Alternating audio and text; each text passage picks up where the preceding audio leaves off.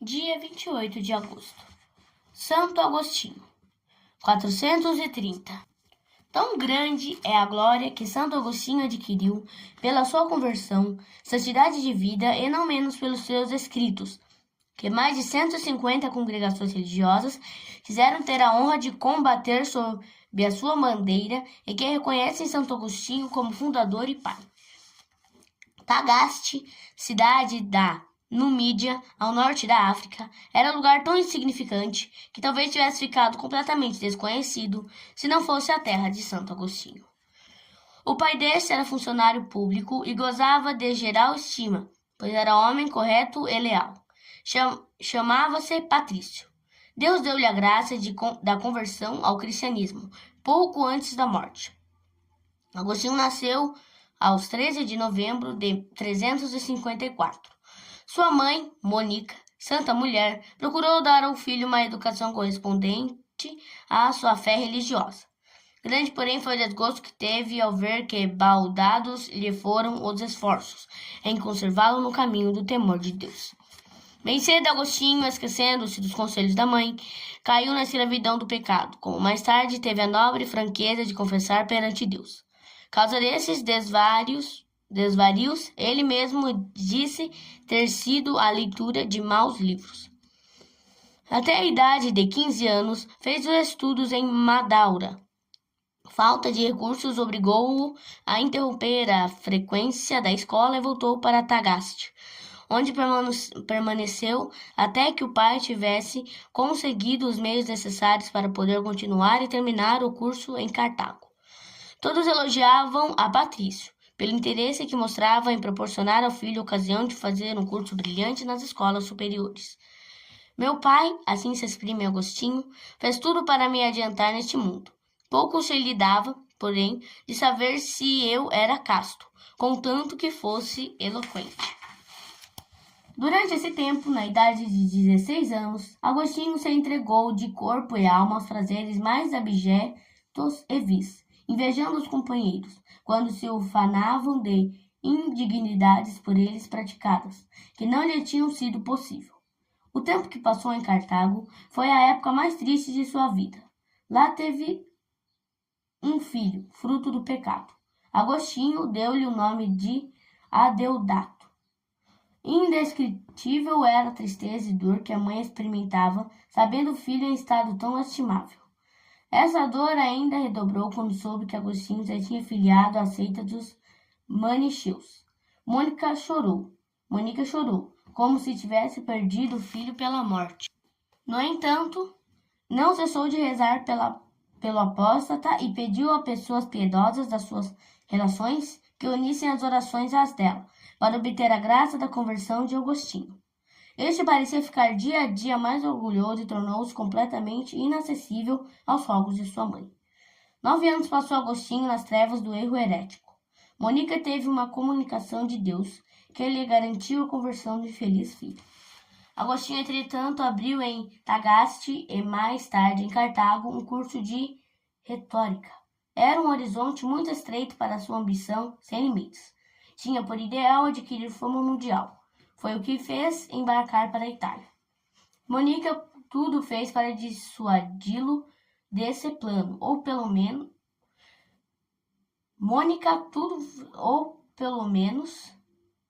alcançar que a levasse em sua companhia. Agostinho, para se livrar das importunações da mãe, fingiu levar um amigo até as embarcações, enquanto ela se hospedava durante uma noite, num albergue perto do porto. Mônica passou a noite toda em oração e pranto, e quando chegou o dia, Agostinho já se achava em alto mar, em demanda de Roma. Chegando lá, a cidade eterna caiu gravemente doente. Logo se restabeleceu, lecionou retórica e essas preleções tiveram grande afluência. Na mesma ocasião, achava-se em Roma uma comissão da cidade de Milão para pedir ao prefeito Simácio um lente de retórica. Agostinho, por meio de proteção dos amigos manicheus, conseguiu a preferência entre vários concorrentes e seguiu para Milão. Uma das primeiras visitas que ela fez foi ao santo bispo Ambrósio, que o recebeu com toda a cordialidade. Foi Deus quem guiou os passos do jovem que, sem o saber, já se achava nas malhas da graça divina. A amabilidade com que Ambrósio tratava, a caridade que encontrava e principalmente a eloquência arrebatadora do santo bispo fizeram com que o coração de Agostinho se abrisse ao conhecimento da verdade. Se antes era de opinião que contra as provas do manicheísmo não havia argumentação, as prédicas de Santo Ambrósio desfizeram esta pretensão. Pouco a pouco conheceu o sistema da heresia, apresentava grandes lacunas e o espírito finalmente se lhe entregou à força da verdade. Agostinho pediu para ser inserido na lista dos catecúmenos. Sabendo quanta mágoa no passado causara à mãe, previa o grande prazer que lhe causaria a notícia de sua conversão. Mônica, de fato, veio a Milão, mas nenhuma demonstração deu de satisfação por ter o filho deixado a heresia. Para Agostinho mesmo seguiram-se ainda dias de graves lutas internas, pois eram precisas resoluções hercúleas para quebrar os grilhões e maus hábitos, adquiridos em longos anos, e deixar-se levar unicamente pelo suave impulso da graça divina. Em certa ocasião, recebeu a visita do amigo Ponticiano, que lhe contou a vida de Santo Antão. Foi a hora da graça triunfar. Agostinho confessa que, ao conhecer a vida do grande eremita, ficou profundamente comovido, e tão forte foi esta comoção que se viu tomado de verdadeiro horror do pecado. Não foi só isto. Deus interveio diretamente na história desta conversão célebre. Quando um dia Agostinho se achava à sombra de uma figueira, ouviu perfeitamente e distintamente as palavras: "Toma e lê." Instintivamente abriu o primeiro livro que se achava à mão. Eram as Epístolas de São Paulo. Abrindo-o, topou com os versos: "Caminhemos como de dia, honestamente, não em glotonarias e borracheiras, não em desonestidades e dissoluções, mas revesti-vos do Senhor Jesus Cristo, e não façais uso da carne em seus apetites." Romanos capítulo 13, versículo 13. Tendo lido isto, não quis prosseguir. Fez-se-lhe luz na alma. A tristeza estava-lhe transformada em alegria e, tomado dessa alegria, procurou o amigo Alípio, fazendo-o participante de sua satisfação. Alípio abriu o livro e leu adiante as palavras que Agostinho não tinha visto: "Ao que é ainda fraco na fé, ajudai." Romanos capítulo 4, versículo 1. Apoderou-se também de Alípio grande comoção, que o levou a acompanhar Agostinho na conversão. Não tardara a levar a Santa Mônica esta boa nova. O coração da pobre mãe transbordou de alegria quando a recebeu e ouviu de que modo se realizara a transformação no coração do filho. Deus tinha-lhe, afinal, ouvido a oração, e não só isso. A conversão de Agostinho dera-se de maneira tão extraordinária como nunca poderia esperar. Como estivesse próximas as férias, Agostinho ficou em Milão, continuando as preleções. Depois, em companhia de sua mãe, de Navígio, seu irmão Adeodato, seu filho e Alípio, retirou-se para a casa de campo de um amigo, a fim de preparar-se para o santo batismo. Recebido este, renunciou a tudo que é do mundo, riqueza, dignidades e posição. O único desejo que tinha era de servir a Deus, sem restrição alguma, e, para poder pô-lo em prática, formou uma espécie de congregação, composta de amigos e patrícios, que já se achavam em sua companhia. Mônica cuidava de todos, como se fossem filhos. Havia ainda uma dificuldade: achar um lugar onde pudessem, como desejava, viver em comunidade. Resolveram voltar à África. Quando chegaram ao porto de Ostia, morreu Mônica, que Agostinho lá sepultou.